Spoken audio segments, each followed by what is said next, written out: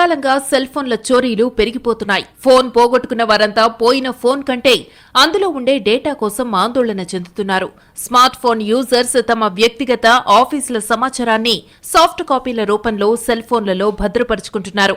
ఒక్క మాటలో చెప్పాలంటే దైనందిన జీవితంలో ఫోన్ కీలకంగా మారింది. ప్రైవసీ కోసం పాస్వర్డ్లు, స్క్రీన్ లాక్లు పెడుతూ ఉంటాం. అంతటి కీలకమైన ఫోన్ పోగొట్టుకున్నా లేదా చోరీకి గురైన పరిస్థితేంటి? అంతటి కీలకమైన స్మార్ట్ ఫోన్ పోయినా పోగొట్టుకున్నా ప్రపంచం మొత్తం తల్లకిందులైనట్టే ఉంటుంది పరిస్థితి. ఫోన్లోని డేటా చోరీకి గురైనా సున్నితమైన విషయాలు బయటకు వచ్చే ప్రమాదముంది.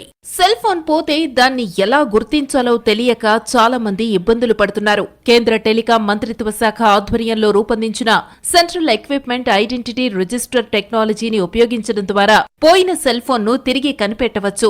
CEIR వెబ్సైట్ ఓపెన్ చేసి ఫోన్ ని బ్లాక్ చేయొచ్చు.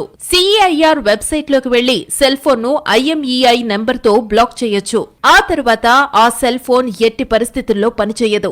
ఒకవేళ ఫోన్ ఆన్ చేసి అందులో సిమ్ తీసి కొత్త సిమ్ వేసినా ఆ విషయం ఫోన్ యజమానికి SMS ద్వారా తెలిసిపోతుంది. CEIR పోర్టల్లో కంప్లైంట్ రిజిస్టర్ చేస్తే వెంటనే ఫోన్ IMEI నెంబర్ బ్లాక్ అవుతుంది. అయితే ఇదంతా గోల్డెన్ పీరియడ్ లో మాత్రమే చేయాల్సి ఉంటుంది. పోయిన దొంగతనానికి గురైన సెల్ ఫోన్లను రికవరీ చేయడంలో తెలంగాణ పోలీసులు దేశంలోనే 2వ స్థానంలో నిలిచారు.